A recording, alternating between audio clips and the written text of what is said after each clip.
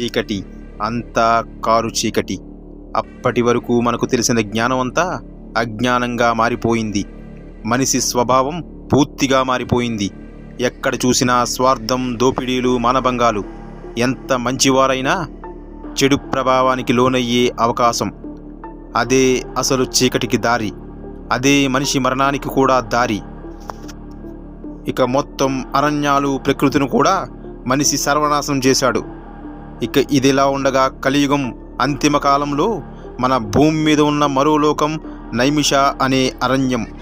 అక్కడ మునులు, మహర్షులు, యోగులు, సిద్ధులు ఒక సమావేశం ఏర్పాటు చేసుకున్నారు. వీరందరిలో ఒకటే ప్రశ్న: ఈ కలి ప్రభావం నుంచి బయటపడటం ఎలా అనేది.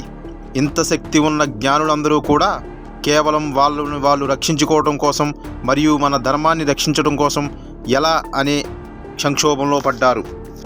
అప్పుడే ఆకస్మికంగా ఒక మహర్షి అక్కడ ప్రత్యక్షమయ్యారు. ఆయన పేరు ఉగ్రశ్రావణుడు. వెంటనే ఆ మహర్షికి అందరూ ఆతిథ్యం ఇచ్చి నమస్కరించి, ఓ మహర్షి, ధర్మం పూర్తిగా నాశనమైంది. దీనికి అంతా కారణం కలి ప్రభావం అని మాకు సంకేతాలు వస్తున్నాయి. ఈ కలిని అంతం చేసి మళ్ళీ మన ధర్మాన్ని ఉద్ధరించేవారు లేరా స్వామి అని చాలా దుఃఖంతో అడిగారు. దానికి ఉగ్రశ్రావణుడు బదులిస్తూ, ఓ మహామునులారా, మీరు 3 యుగాలుగా ఈ భూమి మీద తపస్సులో నిమగ్నమయ్యారు. కానీ ఈ కలియుగంలో కలిపురుషుడు కారణం చేత మీరు వేదనకు గురవుతున్నారు. కాబట్టి మీరు ముందుగా కలి చరిత్ర తెలుసుకోవాలి అని సెలవిచ్చారు. ద్వాపర యుగం అనంతరం కలి ప్రారంభ సమయంలో సృష్టికర్త అయిన బ్రహ్మదేవుడి నుంచి ఒక పురుషుడు ఉద్భవించాడు. అతడి ముఖం చాలా భయంకరంగా, క్రూరంగా ఉంది. అతడు నుంచి వచ్చే దుర్వాసన చాలా దారుణంగా కూడా ఉంది. అతడికి బ్రహ్మ అధర్మ అనే పేరు పెట్టాడు. అతడికి వివాహం అయి ఒక ఆడ మరియు ఒక మగ పిల్లవాడు కూడా పుట్టారు. ఒకే తల్లిదండ్రుల సంతానం అవ్వటంతో వీరు అన్నా చెల్లెళ్ళయ్యారు. కానీ వీరు చాలా ఘోరంగా, ప్రకృతికి విరుద్ధంగా పెళ్లి చేసుకుని భార్యాభర్తలు కూడా అయ్యారు. ఇది మానవ చరిత్రలోనే ఒక వికృత సంబంధం. ఇదే ఆదర్శంగా తీసుకున్న వారి పిల్లలు కూడా ఇలానే చేశారు. వీళ్లకు క్రోధ మరియు హింస అనే పిల్లలు పుట్టారు. వీళ్ళకి పుట్టినవాడే కలి. చాలా భయంకరుడు. కలి పురుషుడికి ఒక చెల్లి ఉండేది. ఆమె పేరు దురతి. వీళ్ళిద్దరూ కూడా ధర్మ విరుద్ధంగా పెళ్లి చేసుకున్నారు. వీళ్ళకు కూడా చాలామంది సంతానం పుట్టారు. వీళ్ళంతా అఖండ భారతమంతా విస్తరించారు. వీళ్ళ లక్ష్యం ఒకటే: భారతీయ జ్ఞాన సంపద మరియు పురాణాలు, వేదాలు, ఉపనిషత్తులన్నీ నాశనం చేయటం వీళ్ళ బాధ్యత. వీళ్ళంతా భూమి మీద అల్లకల్లోలం సృష్టించారు. ప్రజలంతా తన ధర్మాన్ని పూర్తిగా విస్మరించేటట్టు చేశారు. ప్రజలంతా నా శరీరం, నా ఇష్టం అంటూ ప్రజలు పూర్తిగా మారిపోయారు. ప్రకృతిని పూర్తిగా నాశనం చేసేశారు. ఇది చూసిన దేవీ దేవతలు బ్రహ్మతో సహా మొత్తం వైకుంఠానికి వెళ్ళి శ్రీ మహావిష్ణువుని ప్రార్థించారు. ఇక కరుణాసముద్రుడైన శ్రీ మహావిష్ణువు ఇలా సెలవిచ్చారు: నేను ఈ భూమి మీద బ్రాహ్మణ కుటుంబంలో మరలా జన్మిస్తాను. కలిని, వాడి సంతతిని మరియు అధర్మాన్ని పూర్తిగా అంతం చేస్తానని ఆయన వాగ్దానం ఇచ్చారు. శ్రీ మహావిష్ణువు మళ్ళీ ధర్మాన్ని పునరుద్ధరిస్తానని, కానీ నాకు మీ సహాయం కావాలని దేవీ దేవతలందరినీ కూడా శ్రీ మహావిష్ణువు అడిగారు. మీరంతా నా కుటుంబ సభ్యులుగా మరియు నా అనుచరులుగా జన్మించడానికి సిద్ధంగా ఉండండి. నేను పెద్ద సైన్యాన్ని ఏర్పరిచి ధర్మాన్ని పునరుద్ధరిస్తానని శ్రీ మహావిష్ణువు వాగ్దానం చేశారు. అలాగే శ్రీ మహావిష్ణువు లక్ష్మీదేవితో కూడా ఇలా అన్నారు: ఓ లక్ష్మి, నీవు సింహళాదేశరాజు కుమార్తెగా జన్మించు. మిగతావన్నీ నేను నడిపిస్తా అని శ్రీ మహావిష్ణువు చెప్పారు. తరువాత చాలా సంవత్సరాలు గడిచాయి. కాలం చాలా మారిపోయింది. అన్నీ ఆధునికతగా తయారయ్యాయి. కానీ కలి ప్రభావం మాత్రం ఏమీ మారలేదు. ఇంకా దారుణమైన హింసకు మరియు దోపిడీలకు ప్రజలు మారుపేరుగా మారిపోతున్నారు. ఇదిలా ఉండగా ఒకరోజు వైశాఖ మాసం కృష్ణపక్షం ద్వాదశి రోజున శంబలా నగరం అనే ప్రాంతంలో ప్రజలలో తెలియని సంతోషం ఏర్పడింది. సరిగ్గా అదే సమయంలో విష్ణువ్యాసుడు అనే బ్రాహ్మణుడు భార్య సుమతి ప్రసవ వేదన పడుతుంది.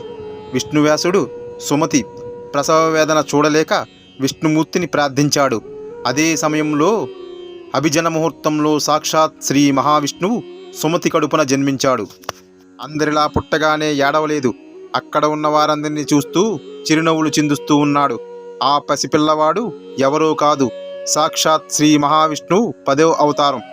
ఈయన కంటే ముందు విష్ణువ్యాసుడికి కవి, ప్రజ్ఞ, సమంత అనే 3 కుమారులు కూడా ఉన్నారు. ప్రకాశవంతంగా వెలుగుతున్న విష్ణువ్యాసుడు కుమారుని చూసి అందరూ ఆశ్చర్యభరితులయ్యారు. శంబలా నగరంలో ఆ రోజు ఏదో తెలియని శక్తి, కాంతి. అందరూ ఆ రోజు మన నగరంలో ఎవరో దైవకుమారుడు జన్మించాడని అనుకుంటూ ఉన్నారు. అదే సమయంలో చిరంజీవులైన అశ్వత్థామ, పరశురాముడు, కృపాచార్యుడు మరియు వేదవ్యాసుడు మారువేషంలో విష్ణువ్యాసుడి ఇంటికి వచ్చి ఆశీర్వదించారు. మీ బిడ్డ మానవ జాతిలోనే అతి గొప్పవాడవుతాడు, ప్రతి ఒక్కరూ గుర్తించుకునే మహానుభావుడిలా తయారవుతాడు. నీవు శిష్టరక్షకుడికి మరియు దుష్ట శిక్షకుడికి జన్మనిచ్చావు. ఈ శిశువుకి కల్కి అని పేరు పెట్టమని పరశురాముడు చెప్తాడు. కానీ కల్కి అనే పేరు నేను ఎప్పుడూ వినలేదని, ఆ పేరుకు అర్థం చెప్పమని అడుగుతాడు తండ్రి. దానికి పరశురాముడు కలి అంటే అధర్మం, కల్కి అంటే ధర్మం, ధర్మాన్ని రక్షించేవాడు అని చెప్పి అక్కడి నుంచి వెళ్ళిపోతాడు. కాలం గడుస్తుంది, కల్కి పెద్దవాడవుతున్నాడు. విష్ణువ్యాసుడు కల్కికి వేదాలు, ఉపనిషత్తులు నేర్పుతూ సంస్కారవంతునిగా తీర్చిదిద్దాడు. విష్ణువ్యాసుడు ఒకసారి కల్కిని పిలిచి, నీవు ఇప్పుడు ఒక పండితుడైన గురువు దగ్గరికి విద్య నేర్చుకోవడానికి వెళ్ళాలి. అయితే ఆ గురువుని నీవే వెతుక్కోవాలి. అయితే ఆ గురువు హిమాలయాల వైపు ఉండవచ్చు అని చెప్పి పంపించాడు. అయితే కల్కి హిమాలయాల వైపు వెళ్తుండగా ఒక మహోన్నతమైన వ్యక్తి గండ్రగొడ్లతో తారసపడ్డాడు. అయితే అతనెవరూ కాదు, శ్రీ మహావిష్ణువు 5వ అవతారమైన పరశురాముడు.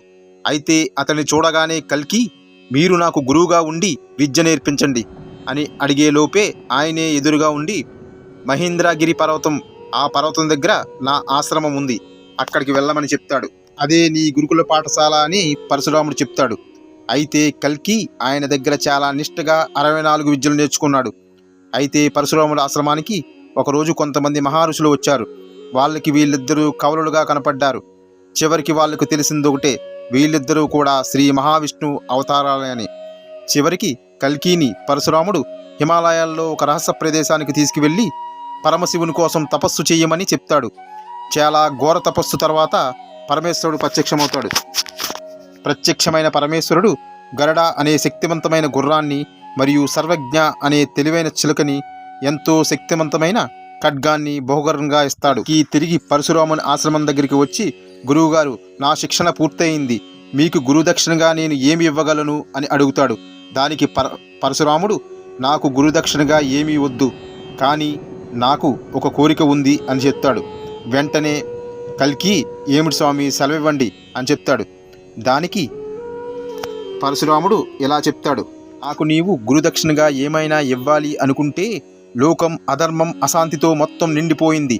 నేను అధర్మం చేసే మహారాజులందరినీ అంతం చేశాను. కానీ ఇప్పుడు ప్రజలే అధర్మం వైపు వెళ్తున్నారు. వీళ్ళంతా కలి సంతానమే.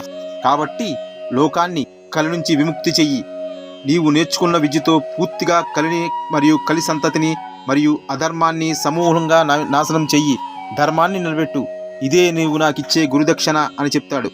కలి, గురుదేవా, ఈ కలిని పూర్తిగా అంతం చేస్తా, అంతం చేసే వరకు నేను విశ్రమించను అని మాట ఇచ్చి కల్కి అతి ప్రకాశవంతమైన జ్ఞానిగా, యోధుడిగా తయారయ్యాడు.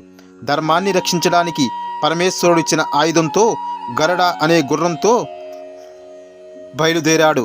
ఇక విధ్వంసమే. జై శ్రీమన్నారాయణ.